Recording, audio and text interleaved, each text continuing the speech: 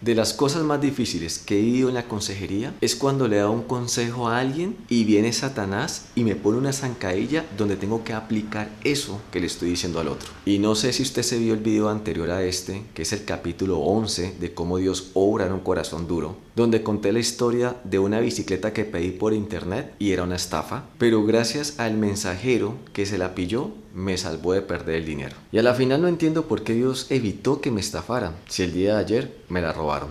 Pero ya te voy a contar qué fue lo que pasó. Lo más importante es el mensaje que quiero que esto quede. Y te voy a poner en contexto de lo que sucedió. Aquí en mi casa tenemos una señora que viene y nos ayuda con el aseo. Y cuando ella viene, me manifiesta algunas de sus preocupaciones financieras, sus problemas de salud. Y pues yo le regalé una Biblia y le dije, descansa en el Señor, que en la palabra dice que busquemos primeramente su reino y que todo lo demás viene por añadidura. Y ayer precisamente estaba así, como toda embolatada, como distraída, como que algo le ocurría. Entonces le pregunté qué pasaba y me dijo que pues tenía un problema para conseguir un dinero para estudiar, que había un problema de salud de uno de sus hijos. Entonces le pregunté que si estaba leyendo la palabra, me dijo otra vez que no. Entonces volví y la exhorté diciéndole, el Señor nos da, el Señor puede solucionar, el Señor puede sanar. Todo viene de la mano del Señor, ¿por qué no buscarlo? Organízate con Él. Y mira que aquí nosotros hemos pasado por dificultades, pero en todo sentido el Señor siempre ha prosperado una solución. Todo iba bien hasta ahí, hasta que mi suegra me pidió el favor que si le iba al cajero a retirar un dinero. Y como también mi hija me pidió el favor que la llevaron de un compañerito, entonces me tocaba igual ir porque no tenía suficiente dinero en el bolsillo para moverme. Entonces tomé mi bicicleta, me fui al centro comercial, afuera en una reja, la coloqué, le coloqué la cadena, el candadito, fui a retirar y cuando volví ya no estaba la bicicleta. En ese momento experimenté todas las emociones de la carne. Me quiso dar rabia, me quedé pensando en que quien se la haya robado, ojalá Señor lo castigue, que haya maldiciones sobre él, que le llueva fuego del cielo. También me sentí un poco como traicionado por el Señor. Si se supone que estoy haciendo lo correcto, le estoy sirviendo, vengo a hacer un mandado, a servir, ¿cómo es posible que me roben mi bicicleta? ¿Qué tiene de malo? También pasé por la fase de la tristeza, donde no soy millonario y con la bicicleta es que me ayudo para hacer los mandados y las vueltas de aquí de mi casa. Y pues que estaba nueva y pues la había comprado con algo de esfuerzo. Pero ya después como que empecé a ponerme un poco más espiritual y pensé, yo creo que desde que el Señor permitió que me la robaran, es porque me está salvando de algo peor. Muy seguramente me iban a atropellar en ella, o me iba yo a estrellar con alguien, o de pronto iba a atropellar yo a alguien en ella, no sé. De algo el Señor me está librando. Pero también empecé a recibir los dardos de Satanás, donde uno empieza a cuestionar la manera en la que Dios obra. Con esos ¿por qué Dios no hizo que amaneciera pinchada? ¿O por qué Dios no hizo que lloviera? ¿O por qué Dios no hizo que fuera otro día por esa plata? ¿O por qué no era otro día donde no me pidieran ir al banco y mi hija no tuviera que ir donde un compañero? Pero es donde uno tiene que empezar a evitar todas las mentiras que Satanás quiere posicionar en tu mente para robarte la fe. El caso es que me volví a ir caminando hasta la casa. La primera que me encontré fue a precisamente la señora que nos ayuda con el aseo. Y pensé yo, llegó el bendecido. Entonces me le acerqué y le dije, ve, ¿vos te acordás de esa bicicleta vieja que te regalé? ¿Me la podés devolver? Yo, no, mentiras, es que me acaban de robar la mía, entonces lo van a necesitar. ¿Cómo? ¿Cómo así que te la robaron? Ay, no, qué desgraciados. Uy, ojalá les vaya bien mal a esos desgraciados. Y no, vení, cálmate. Pues, hombre, más vale bendigamos a esos hombres para que de esa manera prosperen en su vida y no tengan que estar robando. Y así nos quitamos unas ratas menos de encima.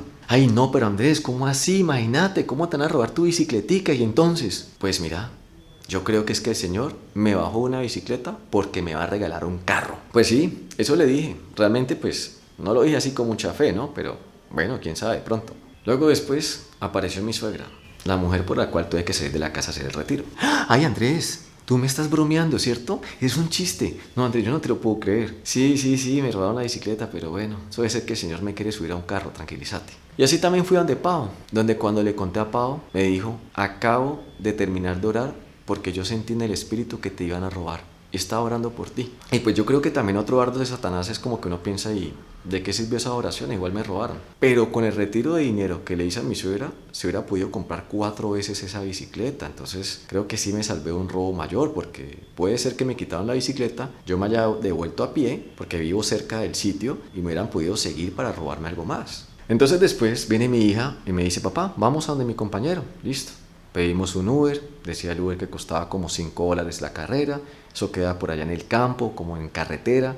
Nos fuimos para allá y en el camino me fui hablándole al conductor acerca del Señor, de los afanes, de los problemas financieros. El tipo me confesó que él tenía un problema de avaricia, porque él tenía ya un empleo, pero en sus ratos libres prefería salir a trabajar para hacer más plata, aunque no la necesitara. Y era eso algo que su esposa le estaba peleando y armando problemas, porque cómo era que no podía pasar tiempo con ella por estar trabajando. Entonces yo le dije pues que para qué se ponía a pelear tanto por el dinero va y vuelve, el peor negocio que podemos hacer es cambiar el tiempo de la familia o de la salud para volverlo dinero, y que al final como consejero yo conocía a muchas separadas que se aburrieron de que su esposo nunca tenía tiempo para ellas. Este tipo reconoció que uy sí, tengo un problema con el dinero, yo me vuelvo loco por la plata, la quiero conseguir como sea. Me pareció como que se estaba arrepintiendo, dijo tengo que volver a la iglesia, tengo que buscar a Dios, vi que estaba pasando un arrepentimiento. A la final, después de dar muchas vueltas porque se perdió y tuvimos que meternos por carreteras que no eran, logramos llegar al sitio. Y al llegar, la carrera que solamente costaba $5, por todas las vueltas que dimos, pues ahora me cobró $15. Entonces me estaba cobrando $15 por un error que él cometió, porque él fue el que se perdió, él escogió la ruta, yo nunca lo guié, yo solamente me dejé llevar. Pero había algo en mí que no quería pelear por eso y preferí pagar y dejarlo que se fuera. Pero sí me quedé pensando que de qué sirvió toda la charla que tuvimos y lo arrepentido que estaba reconociendo que la plata para él era su Dios. Y acto seguido a eso, me había hecho un cobro injusto porque yo no tenía por qué pagar pues su error. El caso es que llegamos donde el compañero de mi hija, pasamos la tarde, llegamos acá y yo me quedé pensando que todo esto que había acontecido tenía una gran reflexión. Y es que pues parte de lo que le vine diciendo a Dios de camino del centro comercial aquí a mi casa fue, bueno Señor, ¿y tú qué quieres que yo aprenda de todo esto? ¿Por qué permitiste esto sobre mí? ¿Para qué? ¿Me estás jalando las orejas? ¿Es algo que tengo que darme cuenta y no lo estoy viendo? Empecé a orar por eso. Y sí, el Señor me mostró unas cosas que las quiero compartir. Primero, es inevitable creer que uno, porque está bien con Dios, porque lo está obedeciendo, porque está sirviendo, todo me tiene que ir bien.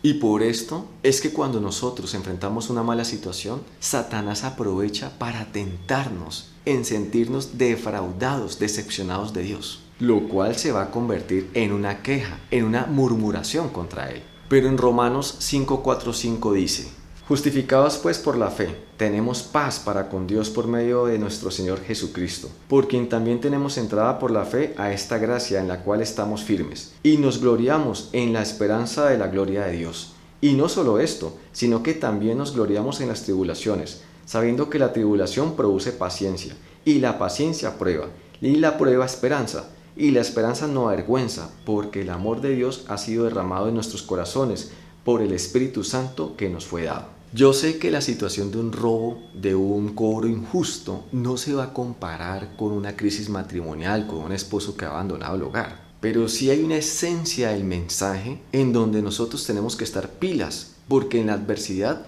vamos a escuchar nuestros pensamientos, la voz de Satanás y también la voz de Dios. Y de lo que podemos estar seguros es que si nosotros estamos desenfocados de Dios por nuestros pensamientos, los dardos de Satanás nos van a llevar a distraernos de Dios. Y eso es una de las cosas que nosotros perdemos de vista en una adversidad, en un imprevisto, un problema de sorpresa.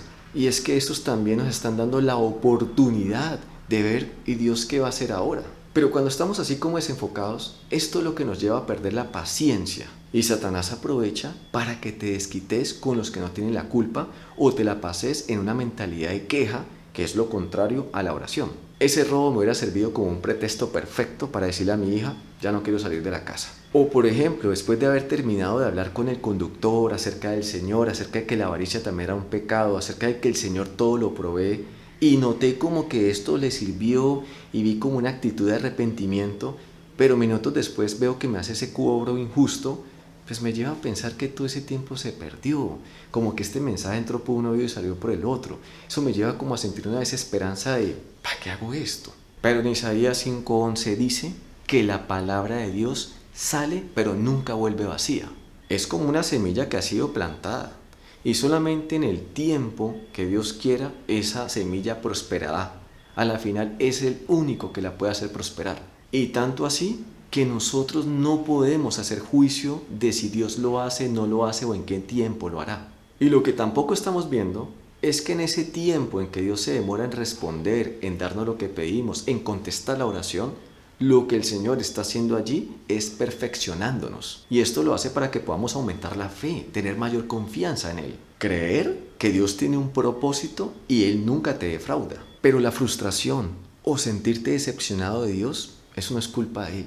Eso realmente es una consecuencia de nosotros tener la mirada puesta en nuestras circunstancias. Y mantenemos ahí como cruzando los dedos para que el Señor termine haciendo lo que tanto queremos que haga o nos dé lo que estamos pidiendo.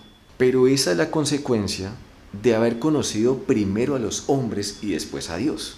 Y por esto es que nosotros quisiéramos que sea Dios quien se integre en mi situación, en nuestro plan, pero no nosotros en el plan de Dios. Pensamos que nosotros existimos primero y que nuestros planes tienen que estar sobre Él. Pero cuando Dios nos pide que lo amemos sobre todas las cosas, lo está diciendo por encima de nuestros asuntos y nuestros planes. Y ahí es donde nosotros vamos a rivalizar con lo que buscamos y lo que podemos esperar de Dios. Un ejemplo de eso es cuando empezamos en una separación a orar porque un esposo vuelva. En el orden de Dios, en el plan de Dios, primero el Señor necesita sanarte a ti para que se solucione la causa que de tu parte provoca que ese esposo se vaya. Y de esa sanidad es que vamos a poder recibir a un esposo con los brazos abiertos y no con las heridas abiertas. Otro punto de estas adversidades que llegan de sorpresa es que el Señor nos quiere mantener activos en la fe,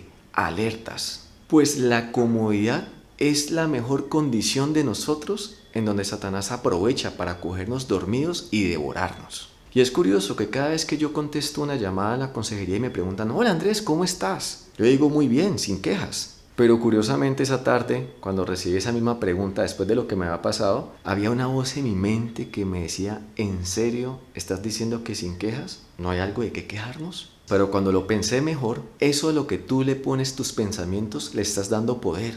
Sentí que era algo de Satanás que me estaba llevando a quejarme. Entonces cuando recuerdo de que no, yo estoy muy bien, me sentí bendecido y realmente pude echar a olvidarme de todo esto que había pasado. Y miren que también es esto algo para tener en cuenta. Gracias a Dios somos unas personas a las cuales pueden robar y no somos las personas que salimos a robar.